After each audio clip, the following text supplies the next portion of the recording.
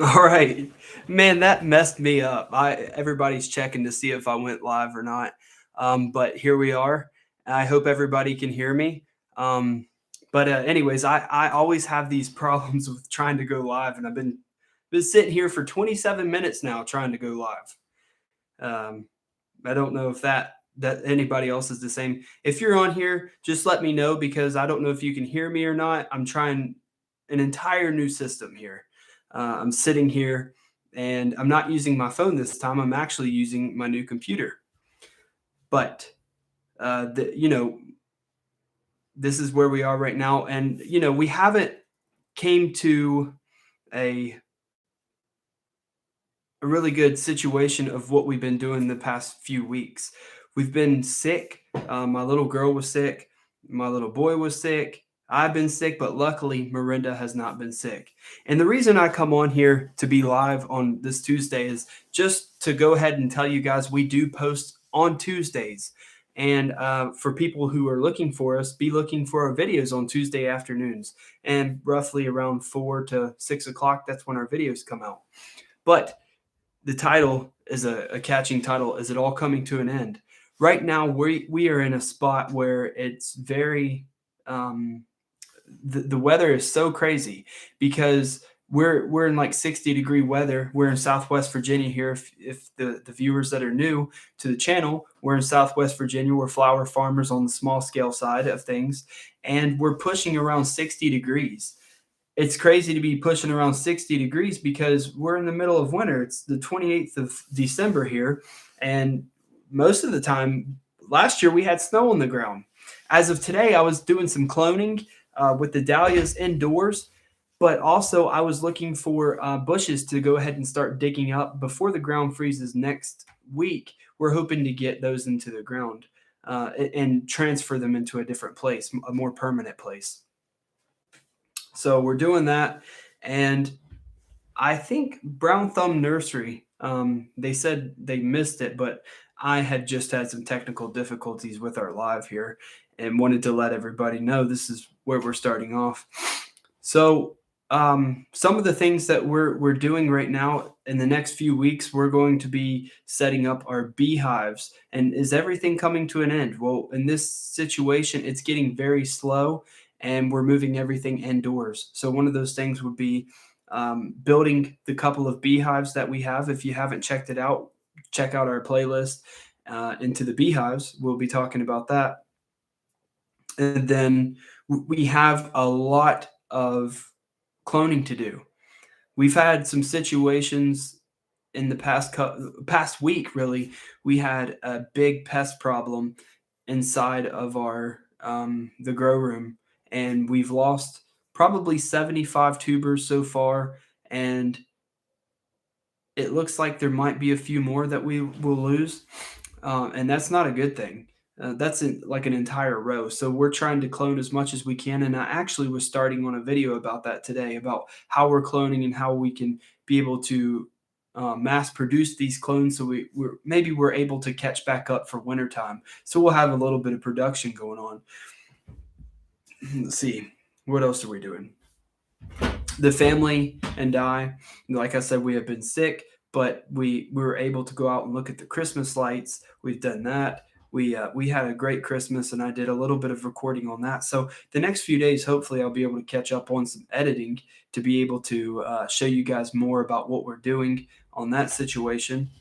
And in January, we're looking to start our selling of shirts, and our website should be producing some sort of content at that point, so everybody can see if we have tubers for sale, if we have seeds for sale, if we have shirts for sale, some of the other things. Let's see. I'm trying to think. I can't. It's off the top of my head here. Um, Tubers, shirts. We might have some cuttings for sale. If the cloning goes well in the next few weeks, we might be projected in February or March to have clones for sale. So we can go ahead and put those onto the site for pre-orders. And let's see what else we might have. Maybe 500 extra tubers. I'm not exactly sure at this point. Let's see. I'm just thinking here, but it's been pretty slow. I've been slow myself the past couple of weeks from the last video of posting about how we have cut winter berries on the sides of the road. That's really slowed down our sales for the evergreens, which was like the roping and garland. I think we done around $10,000 in sales, maybe. That's where I think that we were at on that. It may be a little lower, maybe a little higher. I'm not exactly sure. I don't have those numbers exact, but we've done some of that, and then also we have like the winter berries. We're completely done out with that. So those couple of things. Let me get this right. Those couple of things have really slowed us down. And the only thing really that we're doing now is trying to find a more permanent place to put our belongings and to put our flower farm. As of last time, and for the new viewers and for the people who don't know, we currently lease about everything that we do. Um, so we have a place about 20 minutes away, and we lease the place where we live, and we put plants up on top of the hill more for an experimentation kind of thing. And so everything that we're doing right now is leased land.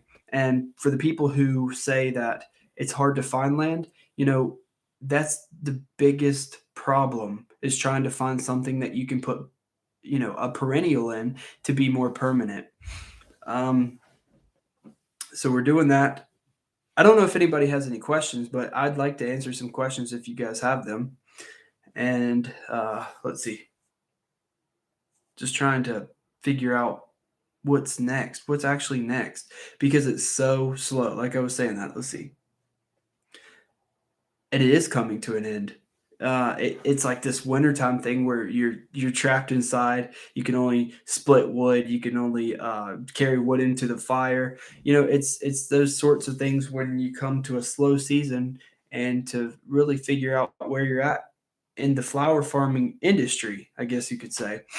It's more of a planning season. That's something I really lack in, is the planning side of things. So what I do is my wife helps me.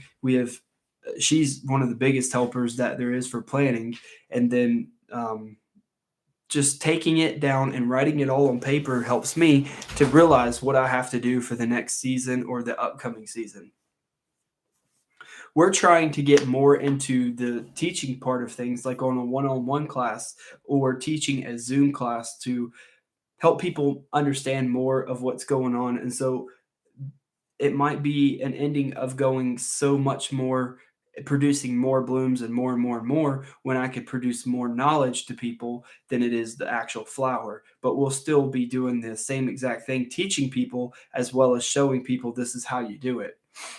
Especially when it comes to the buying and selling part of things, because that's the most tedious part of actually having a flower cut business that's profitable. And when you have a place to grow the flowers, then where do you sell all these flowers at? I mean, you could go to a market, you could go to build a CSA, or in my case, you could be at a wholesaler, and try to get rid of your product that way. Anyways, the point that I'm trying to come across right now is that in the near future, that's what I would like to do, is construct a class where we can go back and forth and teach people how to make the first sale, or how to make reoccurring sales, that, when you have your blooms, it's time to sell as much as you have. That's what I enjoy most, is like the ending product, to see from seed or tuber, whatever it begins at, or maybe even a clone, whatever it begins at, to the ending point of the process. That's what I really enjoy to see, and to make sure that we have those sales going on. So that's something that we're doing. Um,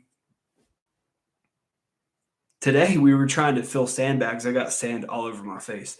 I was trying to fill sandbags underneath of a bridge that's really close to the farm, because we put silage tarps down over top of the dahlias. We put mulch down for one. And if you haven't seen that video of how we keep them in the ground, make sure that you're looking at that and go back through the playlist and check that out, because it's about keeping them mulched in the Southwest Virginia where we live, because of the colder temperatures. And then not only do we mulch them, but we put the silage tarps on top of them, and then we put bags on top of them. And then as it starts to rain, it creates these little troughs of water and freezes over. So you have quite a few layers of insulation. You have the actual soil, then you have your mulch that we put 4 to 6 inches on, and then the silage tarp that they're very thick. I mean, these things are thicker than 6 mil. So that's what we do with that. Just trying to think here. In a couple of weeks, I would like to sit down with a water and soil conservationist. And if there's any questions that you guys might have, or if you can think of them in the near future, I'll put a poll out so we can figure out what are the most things that what are some of the things that are most important to you as the viewer? What would you like to know about your water or your soil? Because if I was able to speak with a soil conservationist, which I will be in the near future, what kind of things would you like answered, and how long would you like it to be? Um, how in depth would you like that question answered? um, because soil is very important, and then also the water is very important. It may not even be the seed. It's not so much the seed always as it is the soil. So before you go on and waste a bunch of time and effort and money uh, putting stuff in the ground, it may not even be the seed. It might be the soil that's something wrong with. So we'll be going over that in the near future. In January, our goal is to produce 12 videos uh, for the month.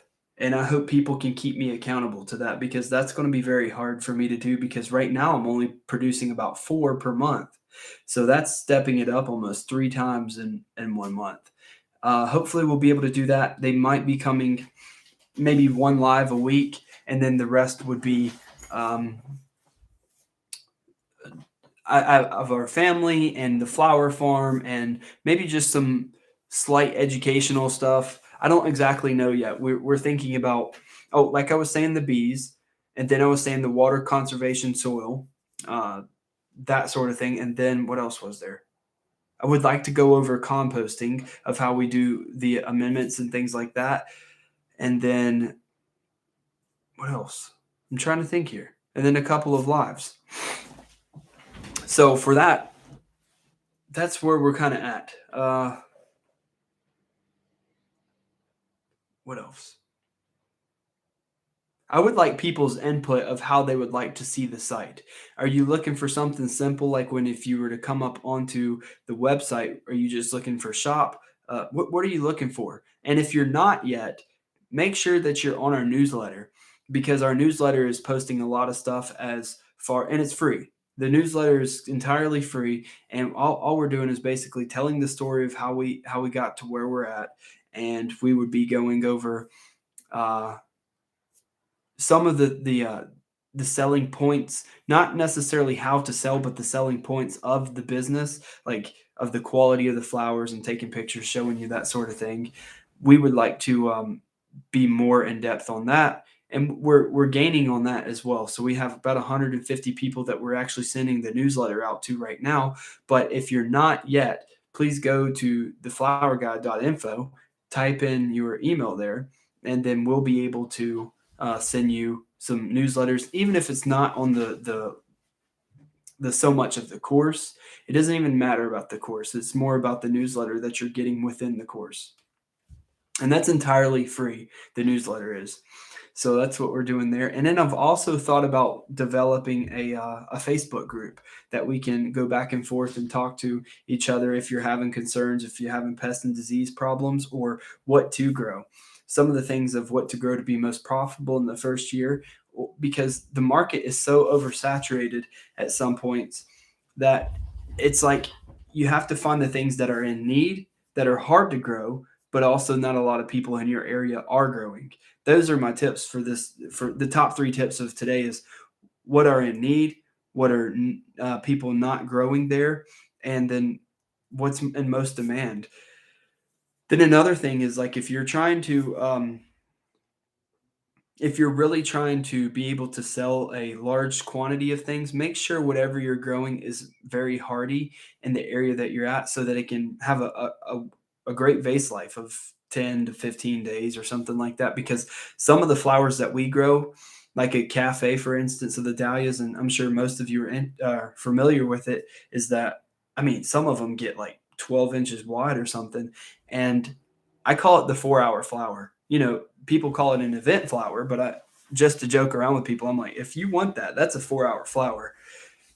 Excuse me.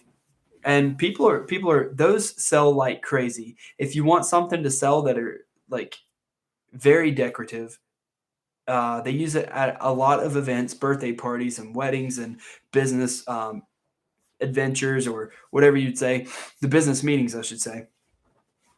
They go like crazy. The hydrangeas and the dahlias. What are they? The cafes. Sorry, lost my train of thought. The cafes, for instance. But those are a little more pricier, and then they also grow quite a bit slower when they're in season with your other cactus or your decoratives, or that sort of thing. So or the water lily style. But anyways, back to what I was saying is that it is all coming to an end. It's very slow. Wintertime is a very hard time for me because it not only feels like everything's dead, but it doesn't give me much drive. And right now, I'm just trying to keep going with what I have because there's a lot of things going on, that it's like, what should I do here? There's really no right or wrong answer. It's just more so like, what's the next best step for our family, for our homestead, for our small scale farm, for the flower farm? What is the next best step? So we're looking at permanent properties to maybe potentially go forward into. We're looking at building infrastructure to teach people there, or to have courses there, or to be able to just house people for them to come and learn themselves, or just an experience and to be a unique place, because that's what I want people to know what I'm about. My entire thing of this channel, of what I want to teach people, is just be unique, and um, to have a sustainable lifestyle. That's what I'm after. And if I can have that, then I pretty much reached the goal. It's just how to keep that afloat. Let's see. I'm checking over here to see what else we got. Uh, don't know exactly. Well, I had some other stuff. Sorry.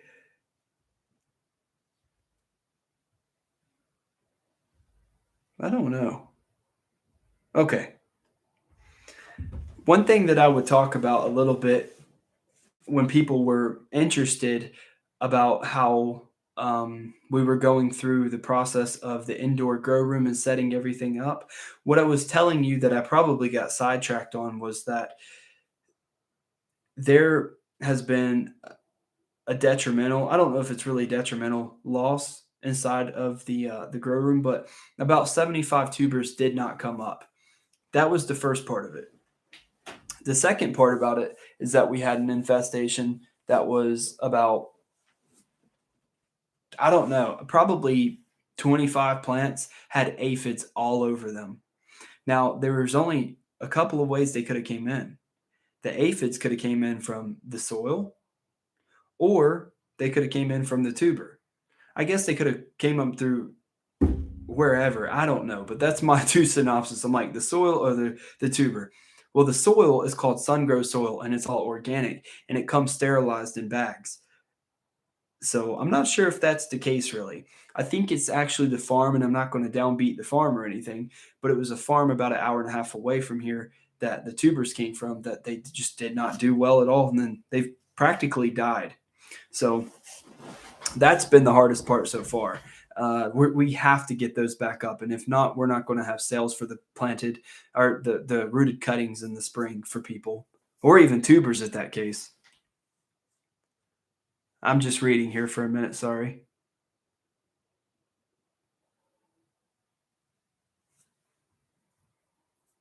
Okay, so the pansies.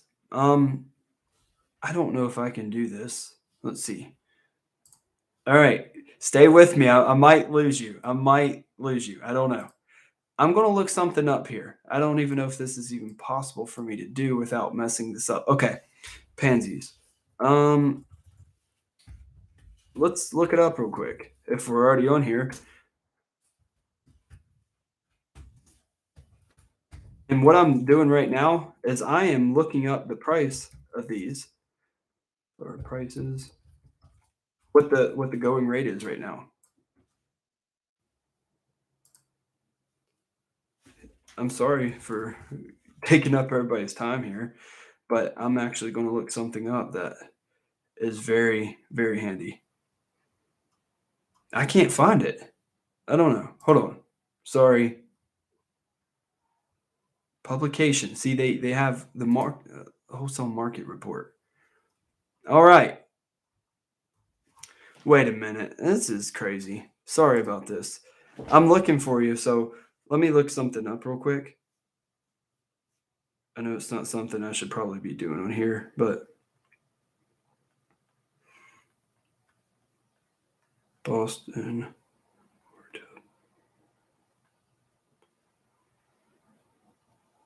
Okay. Sorry. You guys are waiting on me. Pansies. Let's see here. Um Queens, Rose, Snapdragons.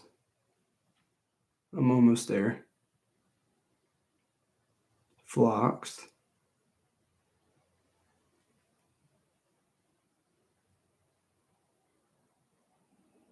This is just me kind of like looking around here. I don't see it to be profitable for the pansies. That's just me speaking. I've never even grown them myself. And sorry to waste everybody's time on there. Like I was looking through here and I don't see anything that could even resemble me making any money from pansies. Some of the things that I see right now that we could be making money from is like the Queens and Lace. Kid you not, Queens and Lace is going for 8.50 for a pack of 10. That's 85 cents a stem right now on Queens and Lace. It's something you can just find out in the fields anywhere around here. But then again, you have to do this supply to the demand here. Or let's see here. Larkspur right now. This is wholesale pricing that I'm telling you. Larkspur is going for like $15 for a pack of 10. Says mostly 15 bucks. So let's go to dahlias real quick because that's what we're most familiar with here. Freesia. I'm looking. Disbud. Sorry. Let's see. Well, I can't even find it on here right now. But like hydrangeas, for instance, hydrangeas, if you were to grow a hydrangea at this very moment and have them ready, whatever climate you're in, if you're in the northern hemisphere, if you're in the southern hemisphere, this is what the United States is going by right now. Let's see, hydrangea. Per stem, the varieties, assorted colors, $3.50 for a blue short hydrangea. Pink, $2.50 for a short pink. And white, a white hydrangea right now is going for $3.50 to $4.50 per piece or per stem. So that really gives you an idea. Okay, I'm gonna just put the phone down because you guys can understand where I'm going with that. But it's crazy how skyrocketing the prices go. If you could be the entire opposite and grow indoors and only indoors, your prices go up about 3 times the amount in the middle of winter, especially if you're northeast of the United States or even Midwest. Midwest is probably going crazy because of all the snowstorms you guys are having. That's all I'm seeing on that. So I don't know so much about the pansies. Sorry I couldn't help on that one. But hi in Norway, that's crazy. I wonder if let's see. What kind of weather is going on in Norway right now is what I would like to know. So, anyways, I was talking to a guy the other day, and he was a buyer for one of the wholesale companies. He is the buyer of the entire company, I should say, of the probably 30 or 40 distribution places they have. And he was telling me, and correct me if I'm wrong, and maybe you can look this up on YouTube after we're finished, or even just read about it. They put in Holland, they have 3 people that can run 7.5 acres of flowers by themselves. 7.5 acres of flowers is a lot. And I mean, it's crazy how much that is. But for instance, just to give you an idea, it takes me to take care of about 1,500 plants. It takes me about 8 hours a day. So you can think that's maybe 6 hours a day. in full bloom. So that's not very efficient. But it could be if I was in Holland. But anyways, what they do is they run like a bike sprocket at the end of each row with a motorized chain or a motorized AC power unit or something with a chain that runs all the way across the end of the rows. Then they have individual wires that go way out over top of the rows. There's people in those rows going through and clipping, like a clothesline, for instance, putting your clothes up there, but they're actually putting flowers, the stems, clipping them on there, driving them all the way, and then they don't have to walk back at all. You don't have to have a wagon behind you. You don't have to have anything.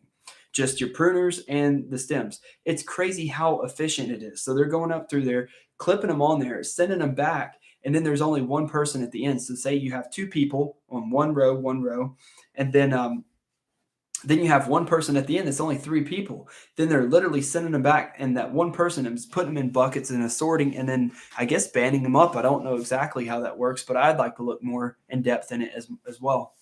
But oh wow, from Greece. What's the weather like in Greece? That's what I would like to know as well, because it's about to get really cold here. It's about 60 degrees right now, but it looks like we're going to be hitting 20-degree weather probably next week. And right now we're just busy as we can be on the ground while it's not frozen, because we're going to have a lot to do in the early spring. But there was another thing that, for instance, that happened. So how we try to keep our yard like clean, I guess you should say, and well fertilized. Our little girl, we bought her a rabbit. There's a story behind this. We had a goat, and the goat was crazy as could be, and we were just very frustrated with the goat altogether. And my wife and I were just thinking about it one day. We're like, let's get rid of that goat. We'll trade it for anything. And we wanted a rabbit at the time. I said, let's just trade for anything. So anyways, there was a guy on Facebook, and I posted the goat for like $40, and there's about 100 people who messaged in. And the reason why I'm telling you this whole entire story is because uh, just to give you a slight overview, is like we try to be more organic about things, and so we were moving our animals around on the grass to have the fertilized from that. But anyways, uh, so we got rid of the goat, and we had probably 15 or 20 goats at this time last year, and then we had to get rid of them. But we did not want this goat any longer. She was causing so many problems. We traded her for a Flemish giant rabbit, and that rabbit was our best friend. It wouldn't even bite. My little girl, she at the time she was only one. She could like jerk his ears and carry him around anywhere she wanted to go, upside down. Never bit her ever, and we could bring him into the house. He would never use the bathroom in the house. Well, here's the thing. He died last week, and it's been really hard with that because my little girl was upset. He was probably my favorite animal. He took the least amount of care, and he's not like the dog. The dog's always chewing stuff up, getting into stuff, digging up bulbs. I actually planted about 120 garlic bulbs. Listen how crazy this is. And my other goat went up on the hill, and I forgot about it and ate all the bulbs out of the ground. It was elephant garlic, and this was just a few weeks ago, so it was like crazy. But anyways, for the rabbit, maybe in the springtime we'll be looking for another rabbit. But my little girl was sad, and I mean, what else do you do? Weather here in West Norway. Next week's temp around 9 degrees Celsius. I don't know if you guys know this, and there's probably no reason why you need to know this, but if you were to convert 9 degrees Celsius into Fahrenheit, basically you let's see if I'm telling you right. Let me make sure this is right. The temperature in Fahrenheit, 9 degrees Celsius. Okay, 9 degrees Celsius is about 48 degrees Fahrenheit, roughly, times 2 by any degrees of Celsius. So 9 degrees Celsius times 2 is 18. And then you add 30 degrees. I guess that's just the formula of it for a close reference point of Fahrenheit. And you get 48 degrees. Pretty boring, but that's for the people who are in the flower farming world and you want to know for the southern hemisphere to the northern hemisphere. That's the difference. Or whoever just does Celsius, you can do that. Roughly. So 9 degrees Celsius times 2 gives you 18. Add the 30 gives you 48. So that's where you come into there. It's 12 degrees. Yeah, I actually learned how to do that very quickly because I used to fly airplanes, and when you fly airplanes, the uh, the tracker always puts it in Celsius. So if you put it in Celsius, you have to convert it pretty quick. There's some other things that you have to convert pretty quick, but that's just one of the formulas you could use because they do everything by Universal Time Central. Everything's universal for everybody across the world, across the globe. So that's that. And we would like to buy quite a few more perennials this upcoming year, more tubers of the dahlias, and we have a lot more coming in. Probably 1,500 to 2,000 more individual tubers coming in for the dahlias of maybe 10 different varieties or 8 different varieties, something like that. And then we have quite a few. I've probably got 50 or 60,000 sunflowers right now that will have to go out. But one thing is you don't want to plant those all at the same time because if you plant all those at the same time and 50 to 60 days later, you're going to have a ton of sunflowers. Try to sell all those. That's crazy. I always plant about 2,000 at a time. So if you plant about 2,000 at a time, roughly at $1 a piece wholesale, that's $2,000 a week. With a 30% loss is usually what I like to tell people, like a 30% loss of anything that you're going to do on your flowers. The hardest part about sunflowers is the saturation of how many are on the market at the time. I've always seemed to do well at the farmers market with the sunflowers because everybody who comes by pops out, and it's very common for somebody to know what a sunflower is. And at the farmers markets, I always sell them for $2 a stem for like a pro cut orange. And if you're not familiar with those, I think maybe 1,000 seeds might be like 28 bucks or something. Like if you're going to try to get it off of Johnny Seed or Geo Seed or something, those are the two that I would recommend: Johnny Seed or Geo Seed. And then we have a couple of pounds of wildflowers that we're just going to spread because I told you guys that I harvest off the sides of the road and everybody's randomly looking at me driving by doing this right here. Well, it's because they don't really know what I'm doing on there, but we're harvesting wildflowers. So I have a couple of packs, probably 5 pounds or something from Hoss Seed. And if you haven't, sorry, not Hoss Seed, Hoss Tools, HOSSTOOLS. Hoss Tools. They sell a lot of that type of stuff as well. Um, so that's sort of what we have in plan for the next couple of weeks. We have a cloning video coming out. We have a Christmas video coming out, and we have a couple of lives. Like I said, I'm just going over things for the people who are coming new to the live at the very moment. And if you haven't yet, please leave a comment for us and a like, a thumbs up, because that's what's helping us push through on this and supporting the channel. And um, if you haven't yet, follow us on Facebook because our Facebook is called Windy Brook Ridge, WindyBrookRidge, Windy Brook Ridge. That's our Instagram handle, and that's our Facebook page. We post a lot of things on there, and Miranda, my wife, usually keeps up with that pretty well, and we post our stories. So make sure that you're keeping up with that as well, if you haven't. And we're thinking about doing a giveaway. Maybe with one of the new merchandise of like the shirts or maybe a couple of stickers. We're not exactly sure yet. That's something in the making. And right now it's really slow, so we can probably do something like that. If any of you guys have any advice or any suggestions, I would like to know that as well, because we're always open to building and creating more content through viewers like you guys to be able to help us, because that's the easiest way of doing it. Alberta, Canada, -36 and hit 32, very cold. I have an uncle that lives in Edmonton. I don't know how far you are from there, but I went ice fishing up there, and like my line kept freezing over and over and over, and I had to like shake it off to make sure it would even go down in the ground. It was so cold on that ice. Let's see. Oh, people are starting to follow us already on Instagram.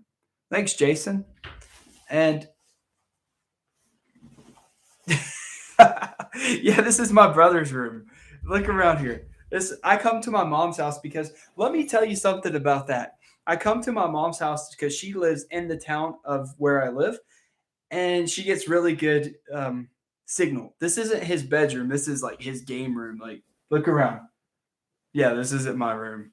But he has this. He's a gamer. There's computers all the way around me in front of this computer. Anyways, I literally, when I am at home, I'll have to take a picture and put it like on Instagram or even just post it on the YouTube channel for you guys to know exactly what I'm doing. Because I put my phone right at the edge of the window and I have to go down and scroll down, hit airplane mode, and then hit it again so it resets my satellite or whatever I have on my service so I can actually just be on YouTube or be on to Instagram. So we don't have that at home. We don't have internet. So I actually have to come out every week, a couple of times a week to even try to download something. Every one of my videos that I've done so far, I've downloaded from her house. So yeah, that's the funny part. Um, Internet at my house is like $150 a month. They want me to have like satellite, and apparently one of my neighbors has it, and it's very terrible. Yeah, that's funny. I'm glad you figured that out. We got to, if you want a consultation, we got the couch over here and stuff. No, but anyways, so that's where we're at. I'm trying, let me see. Let's go down through here. I'm just going down through, checking messages.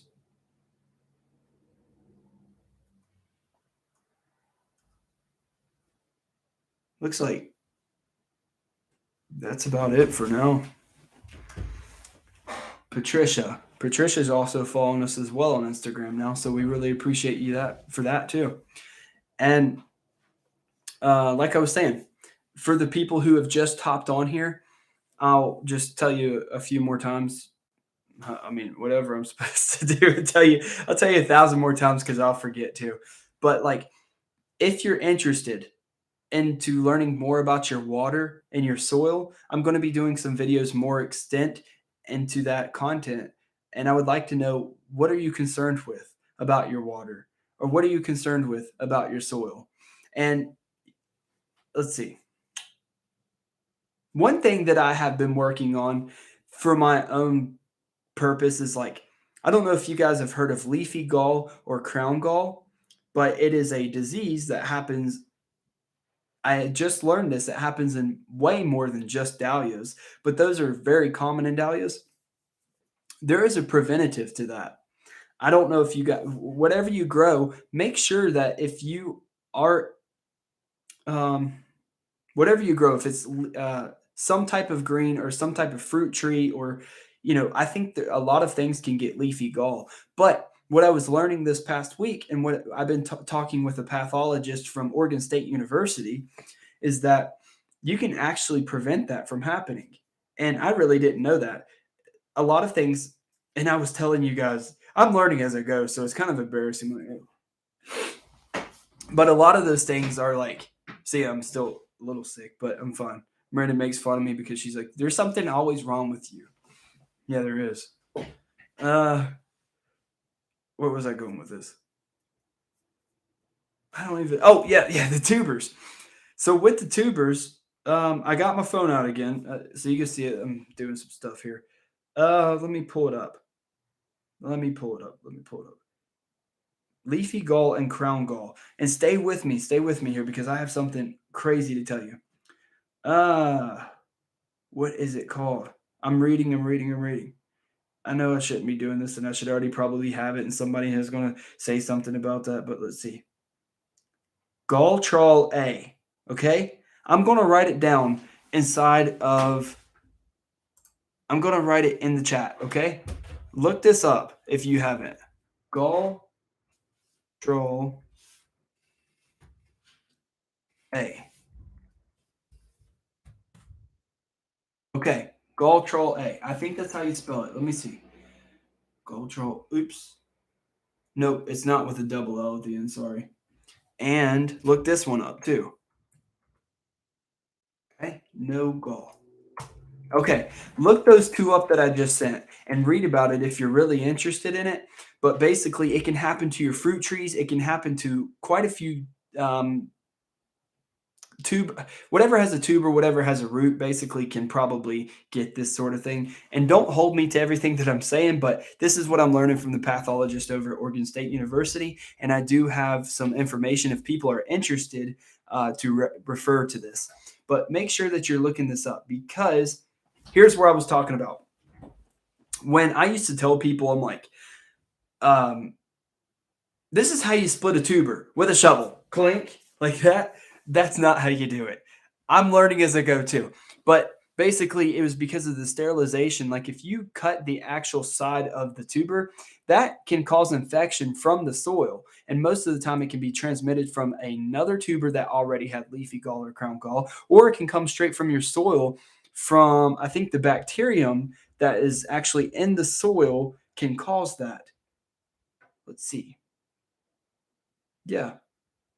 So, with those couple of things, you have to be very careful that you're not scalping the sides of those things when you're trying to divide them. And I would like to make a video about that this upcoming spring, about how we're dividing and putting them into the ground. And you always want to make sure that you have a neck, an eye, and then the roots at the end. 5 manure-rich soil. Do I have to add any amendments during the growing season?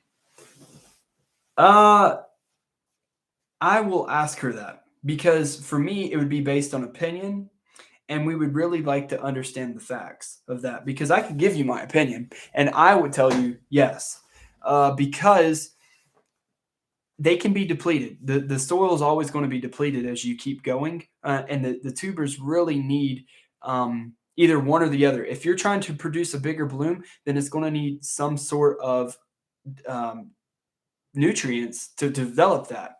And then if you're going to need some sort of, if you're trying to build the tubers up to sell tubers, then you're going to need more nutrients focused towards the ground. And the ground may not always have that. Not saying it's a bad thing not to ever do that, but we tend to fertilize, even with organic compost and things like that, fertilize with whatever type of system that you have every 3 weeks, if that makes any sense to people. But the first thing I would recommend you doing is, if you haven't yet, maybe get with your local extension office. If you're in the United States, get with your local extension office and they should be able to do a soil test. And if you are a flower farmer and you tell them that you're a flower farmer, Virginia is done for the farmers for free. So you can go get that test done and it'll tell you all the deficiencies that you have in your organic soil at that point. And then you can really go from there to see, and you can do that throughout the year. You could do like like the beginning, the middle, and the end, just to see where it's depleting. And most of the time when they tell me to apply whatever that certain, if it's potassium, if it's lime, if it's fertilizer, whatever it might be, I only do half of what they say because of the penetration of the ground. If the pH isn't correct, then it doesn't allow the, if you don't have a slow dispersing granule, then there's no reason to put all of it at one time, because there's going to be some runoff and things like that. That's what I've learned from being just efficient with what you have to invest and what you want to put on the ground. I guess that's a good way of going about it. I don't know if that makes any sense to people, but that's where I'm kind of at on it. But I think right now, instead of rambling on about things, that I can hold off for about another minute to see if anybody is interested in asking any other questions. And if you haven't yet, you can write this down too and send me an email. It's wendybrookridge@gmail.com. You can send me an email asking some questions, because I would like to have this just printed off so she can study what you're actually wanting. She's open to doing something like this. And let's see. wendybrookridge@gmail.com. That's also the farm name. For the people who are just now getting on, the farm name to our the cut flowers is Wendy Brook Ridge. That is our farm name on Facebook and Instagram, if you're trying to follow us to see more of what we're doing and to have a better idea of what we're doing every day. My wife usually takes care of that. So other than that, we had a good Christmas. It was a little slower for all of us getting around because we've been sick. And if any of you guys have been sick, I'm sure you know what I'm talking about. I thought that my energy was just going to pop right back, and it really hasn't. Uh, I've been feeling more tired, and hopefully in the next few weeks that it gets better. But I really appreciate all the support that you guys are giving us and all the new viewers. I really appreciate that because, and if you haven't, to my older viewers that are here on our channel, if you haven't checked out Mike the Fit Farmer, we actually done it was probably put out 2 or 3 weeks ago, the video, but we done a pruning video of his apple trees. And I think he had, what was there? Apple trees, apricot. I don't, it was mostly apple trees that we worked with. I can't exactly remember, but where I sell at, the wholesaler is only about 30 miles from his house, and so I just went right over there, um, and was able to sell over there, and it made it more efficient and effective for me to go over there. So if you haven't checked that video out, please do. It's on Mike the Fit Farmer, and you would see me and him, of course. But let's see, what else do we have planned? Hopefully, like I said, in the next few weeks, we'll have the website up. I would like to have a Facebook group up. Would any of you guys be interested in a Facebook group or like a community? Because then we can go all back and forth, learn from each other, have lives from other people. And then I'm working on building a platform through Zoom so that once a month we can have a hosting ground on there as well. Okay, Victoria, I'm glad some people are responding. If other people would respond, it would be a lot better. Okay, Mary, thank you. So, and if you don't have Facebook, we can try to work something out and work on like, that's what I want the website to be. Something for the host to be able to produce a little bit better. Yeah. Well, thanks, Jason. I appreciate that. That's pretty cool. I think we might be Mike the Fit Farmer and I will be going to a conference in January sometime. So hopefully we'll just get that. You just use Instagram, Jason. Well, we can work something out. Maybe like Zoom. I don't know because anybody can get on Zoom. Even if you don't have an account, you can just sign on. So that might be a good idea. Let's see. Not Facebook. Okay. I like everybody responding here. Okay. Let me see what Zoom's going to do because I know I have to pay a monthly fee to be a host on there. So I would like to be able to do that. And what I would also like to do, the first class I would like to present on Zoom is maybe like an hour and a half. And tell me if I'm wrong. I'd like to shoot this out there to you guys. The first class that I'd like to do on Zoom is create some PDFs that people can actually take away from this. And maybe it's something that I just help people with. But anyways, here's the thing. I get so sidetracked. If I just had a pen and paper right here in front of me, I could read it all. And I have been doing that a lot better. So I had some stuff, and now I'm just rambling. But let's see. The Zoom class, I'm thinking like how to project and sell your potential blooms. I think it's going to be the best way. Even if you're not trying to sell them, even if you're a hobby farmer, you would still like to know how to get it from point A to point B and make a little money at it, I'd say. And if you're not trying to, then you would still like to know the logistics of how you even make a transaction instead of here, just take it, just, to get your name out there. Uh,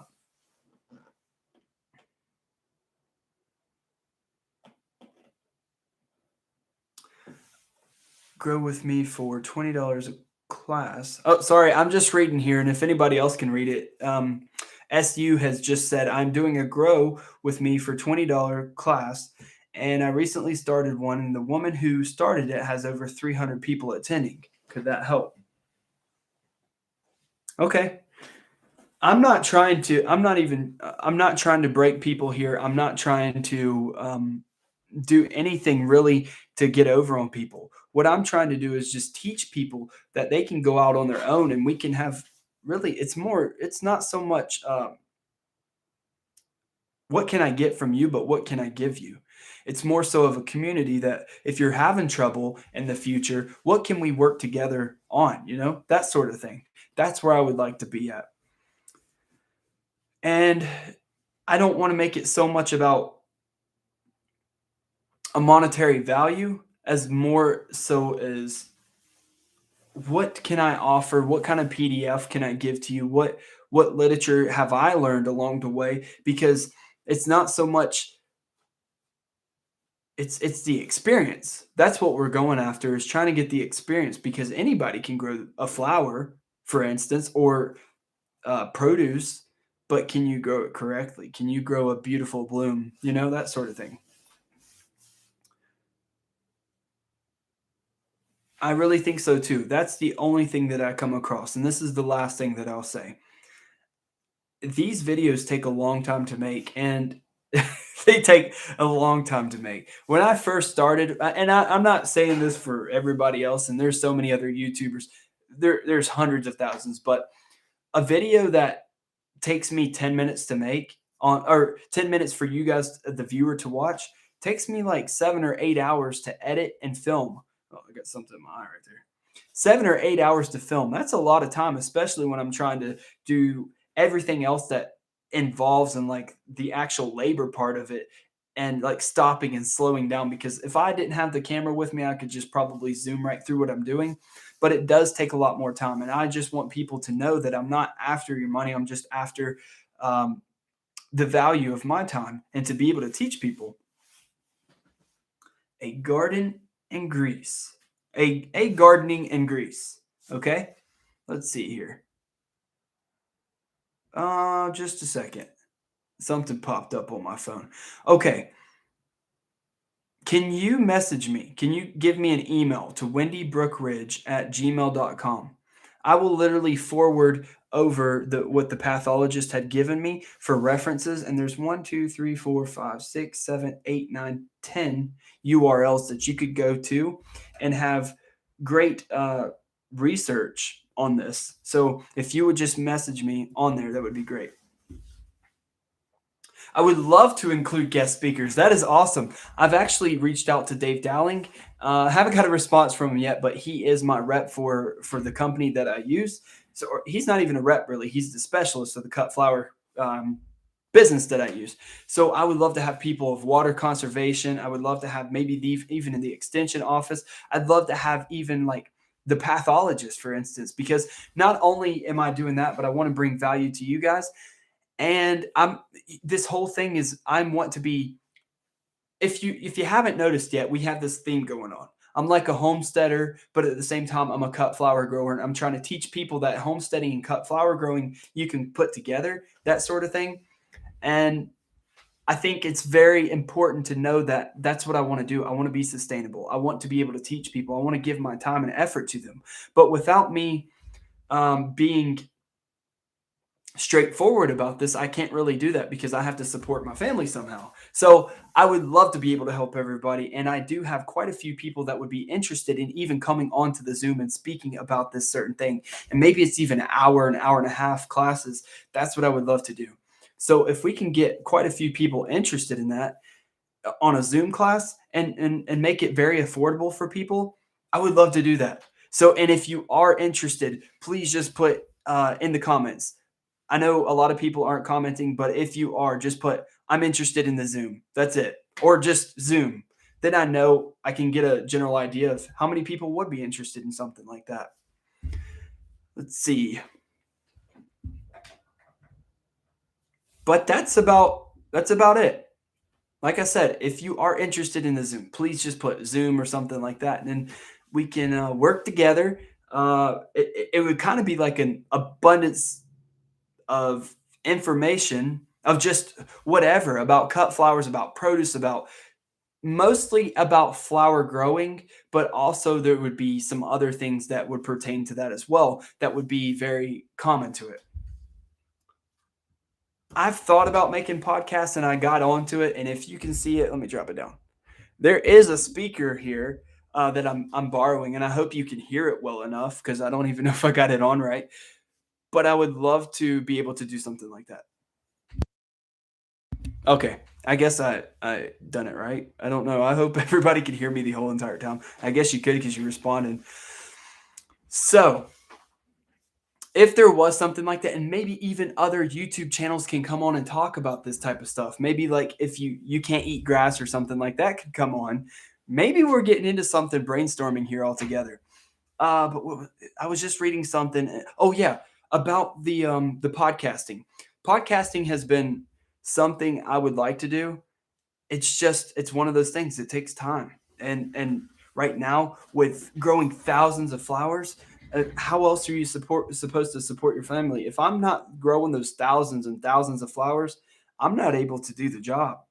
That's the biggest thing. I would love to focus more on education and teaching people because that's what I love to do. I think I have a passion of just showing people don't be so limited in your mindset. Make sure that you're able to man, make sure that you're able to fail at your own inspiration. Like if you think that you want to do something like that, fail at it on your own because that's how I learn best is like, oh, I can't do that. I've failed at it 3 times. But make sure whatever you're growing, like for instance, if I'm growing something and I fell at it the first time, fell at it the second time, and fell at it the third time, it's probably not for this area or I'm not given the correct variable. I would come back to something like that. Different zones can be done. We are all very, let's see.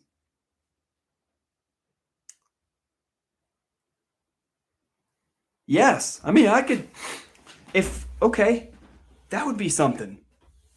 In this Zoom class, I could just literally teach people about how I just structurally run the business and to be on the sides of the road and what I'm looking for at this certain time. I could just get on there and be like, okay, this month, have an agenda. This month, we're looking for phlox, we're looking for Queens and Lace, we're looking for Monarda, we're looking for peppermint, we're looking for basil, we're looking for hydrangea, geranium, all these things.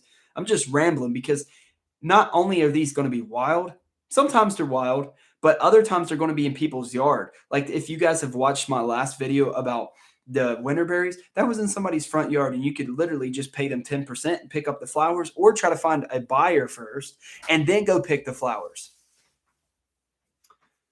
To share lessons to people working with you. Maybe you can just let me come to Greece, and that's where my wife her dream place to go. We're in Virginia in the United States. Her dream place to go is Greece. You could just let me come to Greece there.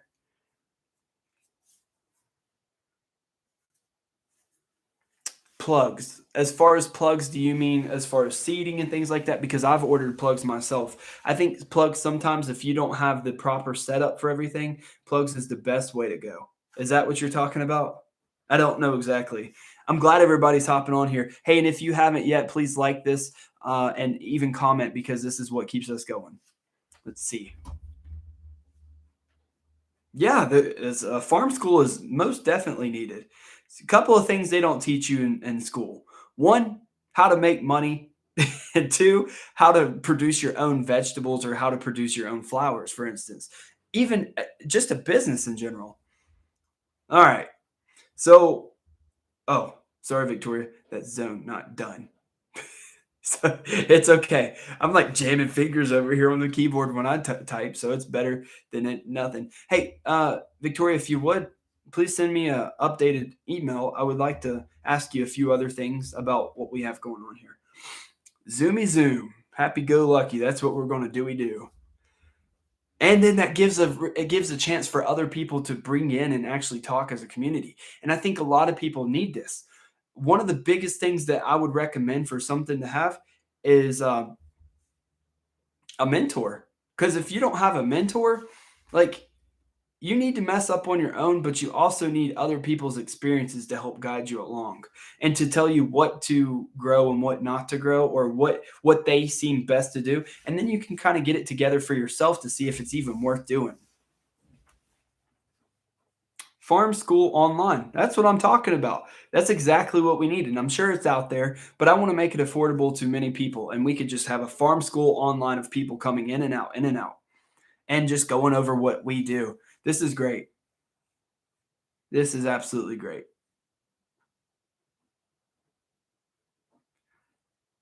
Victoria, the update inside of, are you talking about inside of the basement, like in the grow room? Is that what you're saying? Because if it is, we've been having some problems. Some big problems. Like We're cloning a bunch of stuff, and I don't know if you had jumped into this live before I had said it or after I've said it.